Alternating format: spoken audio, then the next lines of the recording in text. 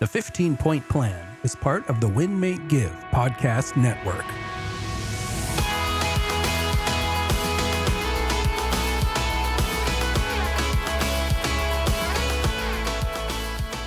Ladies and gentlemen, welcome again to the 15-Point Plan podcast with yours truly, Ryan Gregg, and my amazing co-host, Jacqueline Smith. Jacqueline, say hello. Hello, everyone. We are back. We are here, and we've been recording these episodes of the 15-Point Plan podcast, and so far it's been incredible. We've dropped a couple episodes already. We've been having a ton of people reach out to us, Jacqueline, sending us messages on all different platforms saying, Ryan, Jacqueline, we're just so thankful that you guys are taking this podcast and running with it. And I'll tell you what, I'm thankful to be here, Jacqueline. And today, we get to jump into movement. We get to jump into the movement section from the 15-Point Plan, which I'm obviously super excited about. We both have some pretty exciting things to share on this topic of movement. And this particular episode is going to cover movement in all fashions. Maybe for some folks that aren't doing much movement right now, all the way to people that are doing intense movements, daily workouts, maybe they're running marathons. So hopefully there will be a little bit of value for each and every one of you. But I wanted to start this podcast on movement specifically with a quick study, Jacqueline, from the British Journal of Medicine. Because what they talked about, and this really blew me away, what they talked about is just this simple stat that on average, one who exercises just 20 minutes a day for 3 to 5 days a week is going to live 1/2 year to 8 years longer.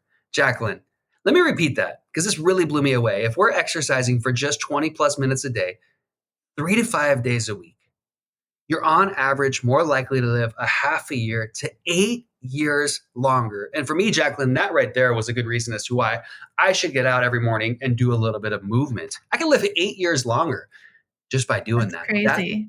That really meant a lot to me. But there's so many reasons for us getting our movement in, doing our exercise, and there's so many different types of it. So, Jacqueline, tell us a little bit about what movement means to you, not only in the physical form, but also in the mental form. Yeah, I mean, I talk a lot about mental and emotional well-being, and I have done so much work on both of those areas, and I used to do it without the foundation of my physical health. And what I mean by that is I would just do all of the personal development work. I would read books. I would focus on my mindset. And all the while, I wasn't really giving myself a foundation of a strong physical body and strong physical health in order to facilitate emotional well-being and mental health. And so I was kind of working against the grain. I was kind of always like fighting, I guess, myself because I was just not taking care of myself and I was trying to feel good with a body that didn't feel good. And so once I made the connection that, the physical is not separate. And I think we all know that to a degree, but when I really internalized that and studied it, I realized that it's a lot easier to have a good mindset and have a good attitude and be in a good mood when I do things to support that. And so for me, I became really consistent with my exercise when I actually see it as a practice to facilitate mental health and emotional well-being. I actually don't do it for the physical benefits. I do it because it releases feel-good hormones called endorphins, and that helps me improve my mood and it helps me de-stress. And that's why I do it. And so I'm very consistent with it now because I know that I'm not always a happy person without it. Like this morning, I woke up and I was in a grouchy mood. And after I finish my workout, I get those endorphins. It's like, why not do something to help me get in a good mood instead of trying to will myself into a better mood? That is such a good point. I think most of our listeners would agree, Jacqueline, that they're probably like you and I, where we wake up and we don't want to get up. We don't want to get out of our warm, cozy bed. We don't want to get into the car or go out to the gym or go out and run on the street. We don't want to do any of that. But we start to gain points with ourselves when we do all those things that we don't want to do. And we talked a little bit about this prior to this podcast, but going against the grain is how you look at it. I look at it as every morning, we got to get that train going. We got to get our mental and our physical train going. And we all know what it takes to get a train going. It takes an incredible amount of effort. But if we can just take that first step into our gym, or take that first step out onto the street for a run and get some movement, we're getting that train going, and we're getting the momentum going for our body, for physically, and for our brain mentally. And Yeah, that is what absolutely. allows us to live that superhuman life, by getting the train going. So when we leave the house, our train is up and running full steam. We're not going against the grain anymore. We're going with the grain. And we've already started to stack those wins because we did a couple things first thing, maybe in the morning or after work, that we really didn't want to do. Everything else comes a little easier, doesn't it? Absolutely. And I think too, when you're listening to this, movement means different things for different people. So I have, some great friends of mine. They are avid marathon runners. Um, I know other people who love CrossFit, other people, swear by yoga. I don't think it matters what you do, right, Ryan? It's just the fact that you're moving your body, increasing your heart rate, getting those good hormones, flowing through your body, and just getting that movement in. So don't get caught up on, going, if you have zero movement right now in your life, I don't think you're going to log into Facebook or Instagram and see Ryan's workouts that he does every morning and expect that you should be doing that. My movement has definitely changed over the years. When I first started with the 15-point plan, I remember one of the early episodes. Ryan, do you remember this one with Ryan and with Chad and Jacqueline? And they kind of got into this debate about what movement was. And I remember Yeah. Chad saying that going for a walk was not movement. And I was like, no, that is wrong. I do Yeah. not agree. And so I think it depends on who you are. For him, it wasn't movement because he was used to doing Spartan races, right? For me, Mhm. it still is. When I go for a walk out on the trails by my house, I love it. And I get my heart rate up because there's some hills and it's like hiking, and I think that is movement for me, but maybe for other people it won't be. So I think we can personalize, and that's another reason I love the 15-point plan, is because you can decide what each of these different areas means for you specifically at this point in your life. That is so true. And I think that's one of our biggest goals, Jacqueline, is just to allow our listeners to find their win. Jacqueline's win, my win might be a little bit different from you in all aspects. So find your win. If you're doing zero movement right now, I will give you a huge high five for going for a walk around your block, because that's Mhm. more than what you were doing before. So find your win. And then, as we like to say, stack those wins. Stack those wins every single day. You mentioned the mental health side of it. I went for a walk last night. It was pretty much dark. Mhm. But that walk wasn't for a physical side of my movement. That was just, I left my phone home. I went for a walk for about 20 or 30 minutes, and it was such a great break for my mental health. So Yeah. movement isn't just about our bodies, but it's absolutely about our brains as well. And I think you made a really good point too with that, Jacqueline. Find the things that we love that will allow us to do movement, right? Some people love CrossFit. I'm not a huge CrossFit kind of guy. Some people hate working out by themselves. I absolutely have come to love it. I love being in my gym by myself. It's an hour in the morning by myself.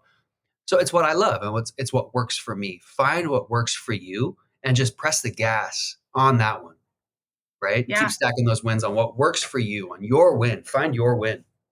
And they do add up. So the biggest thing I think is being consistent with it. So this morning I was looking at, so I have a tonal, and I bought this tonal a couple of years ago, and it has allowed me to be really consistent with my strength training. But before that, I hadn't done strength training for years. So I got this report, and it said that last year that I lifted over 995,000 pounds. And it said that's the equivalent of lifting a large yacht. So basically, last year, I lifted a yacht, you guys. And so here's the thing, every single day, those small commitments, like the 20-minute walk or the 30 minutes of strength training, it might not seem like it's moving the needle, but when you do that consistently for the course of a year, you can lift a large yacht. Or like you started, right? Tell us the story about how you earned your gym that you have at home because you built a home gym. Yeah, we built a home gym because, well, COVID hit, right? COVID hit a few years ago. We had been training for, I don't know, a few years, doing a couple Spartan races, but then COVID hit. All the gyms closed. And nobody knew how long it would last. People thought maybe, a week or a couple weeks. But going back to that mental health, it was probably 2 weeks, Jacqueline, of me not working out where I started to freak out. I'm like, this is not right. I had built that habit Mhm. and I had to do something, but everything was shut down. So I just said, I'm going to go for a run around the block or around a loop around my house. It was 1.1 miles. I did that one day, I did it the next day. And then I realized COVID wasn't going anywhere. So I just made a deal with myself. And this is kind of how I've built my fitness lifestyle, is constant deals with myself. I said, look, I'm going to do this every day for 100 days.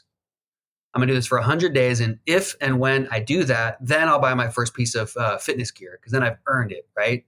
And I Mhm. did that. I did that run 1.1 miles, like nothing, right? Like that took me 10 or 15 minutes and that was all I did. But I did it for 100 days in a row. And then I bought my first piece of gym gear. Then I realized, gosh, these gyms aren't opening. I started to buy some more. Then I would set other 100-day programs. So I really believe in that 100-day activity. They say on average 60 or so days to make a habit. I like to push that a little bit farther. Plus the number 100, just it's stronger for me. Right now I'm doing 100 squats and 100 push-ups every day. I'm on day 22 or something like that. So those challenges I like for me, they work for me and they get me consistent into something that I wasn't doing already. So find a challenge that works for you. I guess that could be our action item. Find a challenge that works for you. Go out between now and the next episode that drops and find your win. Find your movement that works for you, that you love to do. Maybe not 100%, right, Jacqueline? There should be like 10, 15% that you kind of don't like, because then maybe Mhm. it's, pushing you a little out of your comfort zone. Find your win, find what's working for you, and just keep stacking those wins. Find the Yeah. consistency, and then when you've done it enough times, add one more thing into there, add one more layer into there. And there's a million different ways you can get your movement in, right? You can do body weight movements, you can use actual weights, you can use your tonal, you can use free weights, or you can do cardio, you can do aerobics. So there's a million different ways that we can move our body that will help your mental health, that will get that train going with your movement for the day. And I guarantee you do this regularly and consistently, and it's one of the steps of the plan that's going to keep your mental health at the highest level and hopefully keep your body feeling at the highest level as well. Yeah. And I think it's important to make sure that, like you said, that you're finding what works for you. And so not comparing yourself to what other people are doing. Maybe you have a baby at home.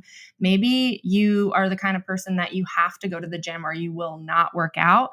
I'm not one of those people. I feel like maybe I'm on and around people all day, that I like my workout to be just me at home. And so that's why I invested in the tonal. But before that, I hired a personal trainer, and I met them at the gym every morning. And I did that so that I would have to show up because someone was waiting for me. And once I built that habit, then I transitioned to doing my workouts at home. So find what works for you. I think that everyone, no matter what kind of is going on in your life, like we all have time for 20 minutes or 30 minutes of movement. I think everyone could go for a walk. Everyone could put a YouTube yoga or stretching on, whatever it is for you. And I love the 100-day challenge or commitment to that movement, whatever you decide it's going to be, and just work on that consistency, and then you can build on it from there. I think that's really smart. Um, I started out, like I said, over time. I started with walks, and then I started with body weight exercises, a trainer, the tonal. I have a Peloton at home as well for our dark Pacific Northwest winters, but I like to get outside as much as I can. I get that extra bonus, the fresh air and the trees and the amazing benefits of being outdoors on top of the movement. But just find what works for you and what's realistic and do it every day. I think you ended it perfectly right there. Find what works for you.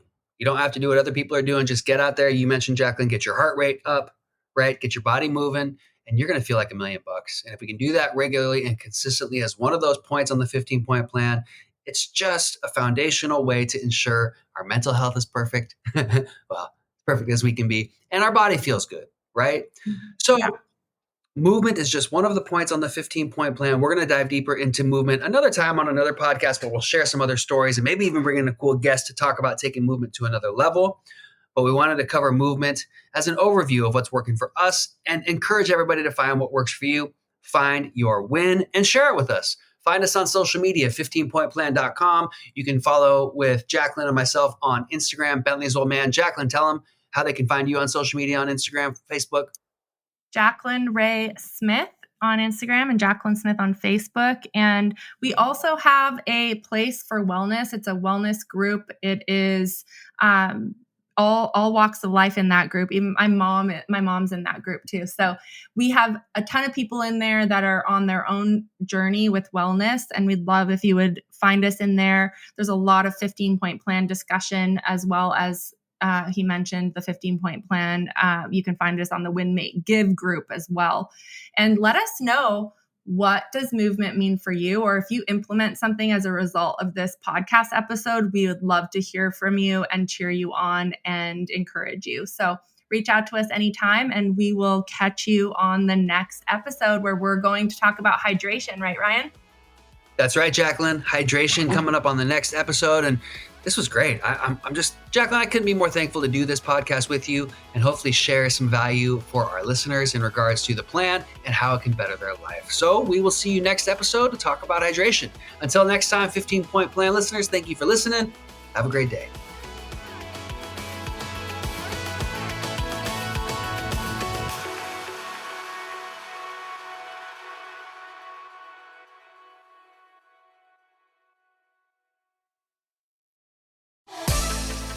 Hi, Chad Himes here, and I want to let you know about my podcast, Achieve Your Apex, on the Win, Make, Give podcast network. If you're ready to unlock your full potential, then Achieve Your Apex is right for you. Join me as we go on a journey to becoming your best self. Using my best-selling book as our guide, I'll share practical tips, inspiring stories, and fantastic interviews so you can achieve your apex. Whether it's personal development, career success, or mastering your mindset, we've got you covered. Subscribe now to Achieve Your Apex wherever you get your podcasts and start your transformation today.